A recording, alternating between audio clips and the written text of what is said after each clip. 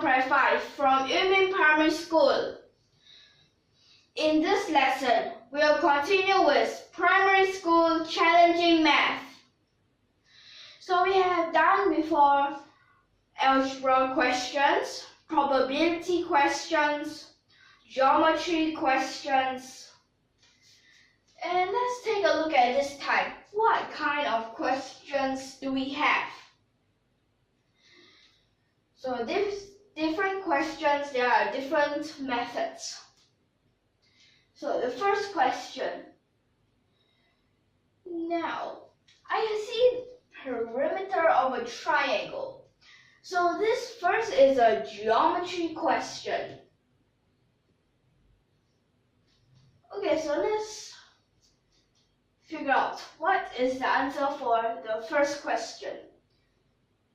So, a line that passes through the origin intersects both the line x equals 1 and the line y equals 1 plus square root 3 over 3x. The three lines create an equilateral triangle. What is the perimeter of the triangle? So for this question, we need to try to draw that graph.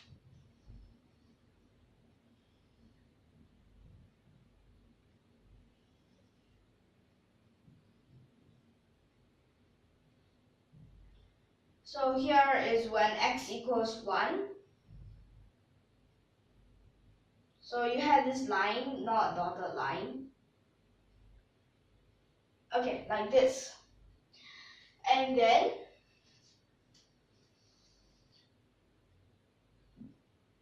you have another line given.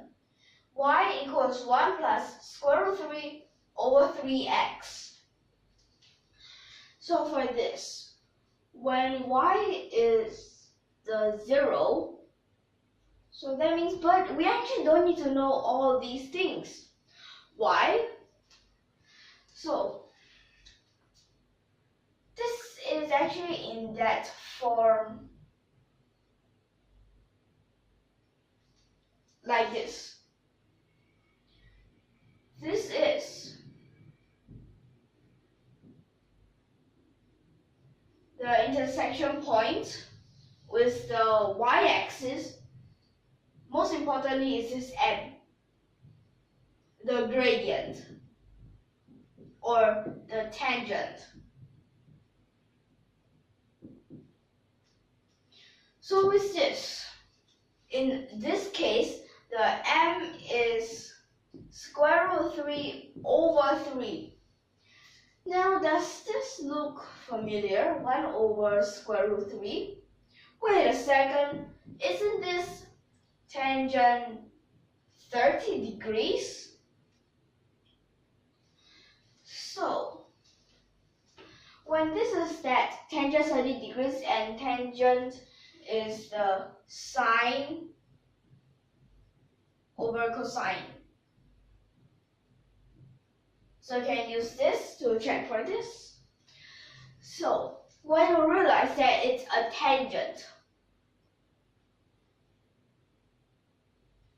so that means at this line here, the intersection point is also 1. What did you know?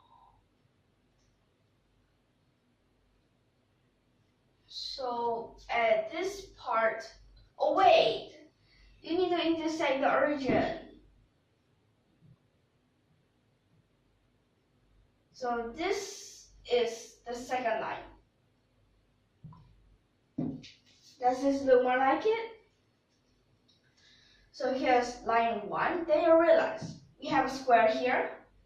Then how about this? This is 30 degrees and this is 60 degrees. So that means this part is 1 over square root 3. And that means this is also a 30 degrees. Or this is a 60 degrees.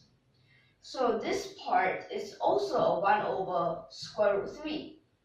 So just finding this one side, because this is an equilateral triangle. So just finding this side, then times 3, you can find the perimeter. So one side is 1 plus 2 over square root 3, then times 3.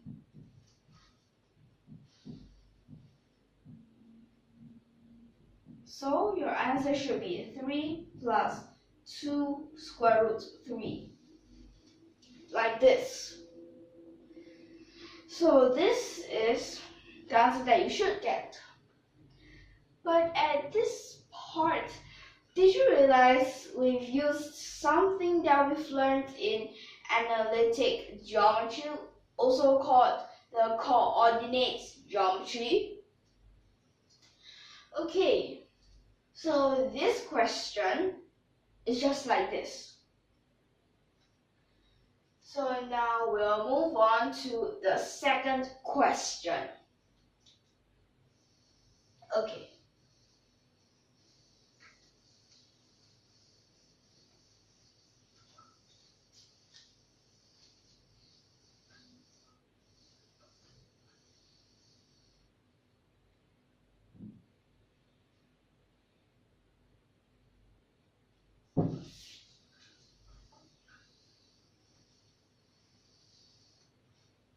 So for this second question, let's see what this is.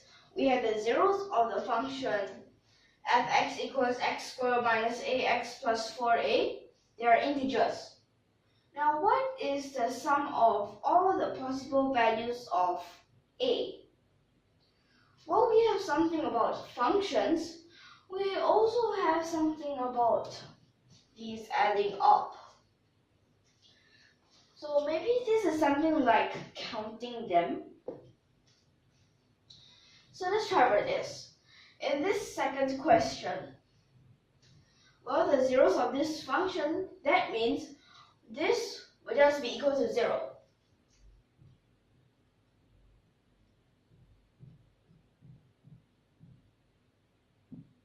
So when we take this as a 0, we need to find what is a. So we can first move those with a to the other side.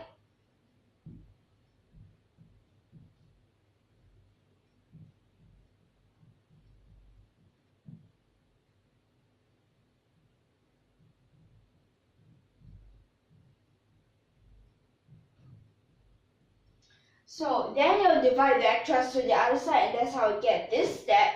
Then, because you don't want this dividing, now what can you have? We can try to use those kind of partial fractions, and that is you plus and minus something, and wait a second, this is a minus. Okay? So here is a minus. Then partial fraction, separate this. So this part in front, it will become x plus 4.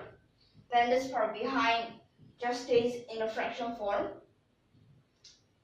So now we have to think. X minus 4, what can it be? X, what can it be? A, what can it be?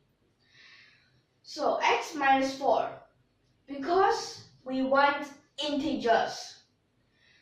So that means x minus 4 must be a factor of 16.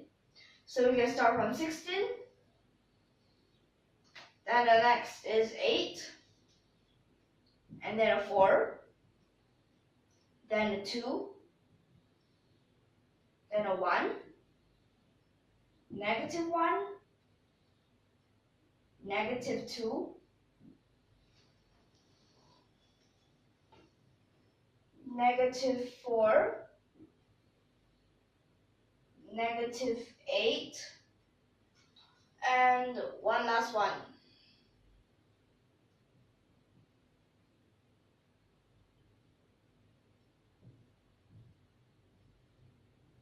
Negative 16. So let's try to find for these. What can they be? So let's start with 16. So to find x is just that you plus a 4. So this is a 20, this is a 12, this is an 8, this is a 6, this is a 5, this is a 3, here's a 2, here's a 0, here's a -4, here is a -12. Then we'll find for 8, because we need to sub it into this to find it. So x, first thing, 20, so 24. 24 plus 1, we have 25.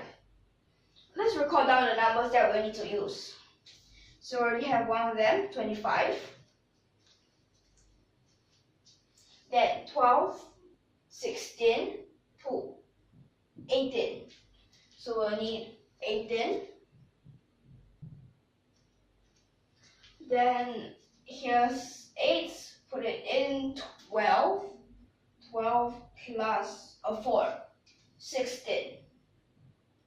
So 16, we also need this. There's a plus 16.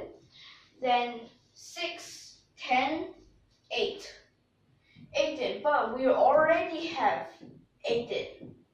So we don't need this. Then 5. Here's a 9 and a 16.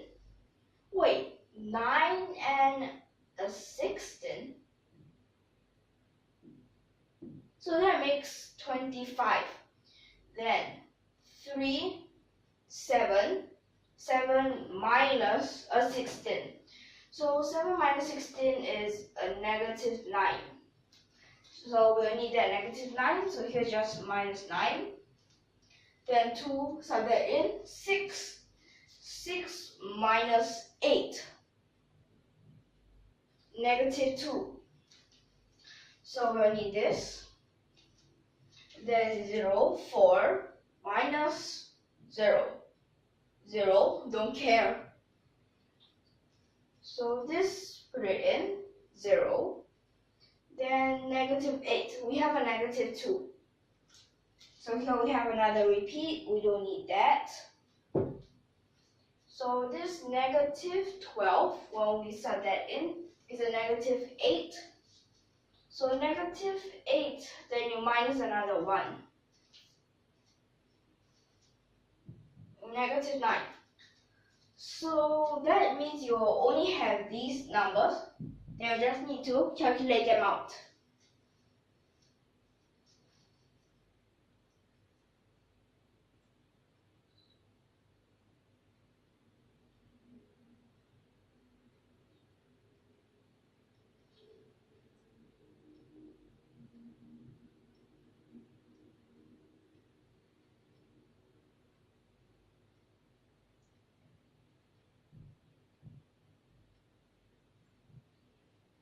So the answer that I got is 48.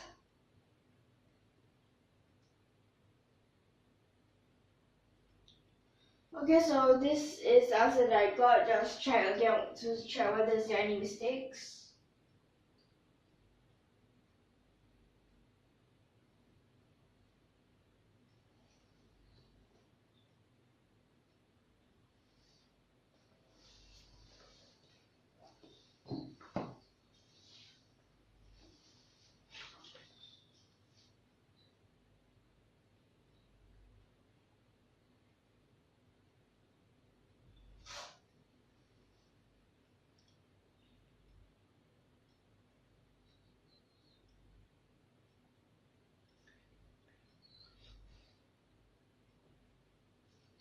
Okay, so these are all right. So for this lesson, we can end here. Okay, so hope that you're clear of all of these. So if you like our videos, don't forget to subscribe to our channel. And if you like our videos, don't forget to press the like button. So thank you for your watching.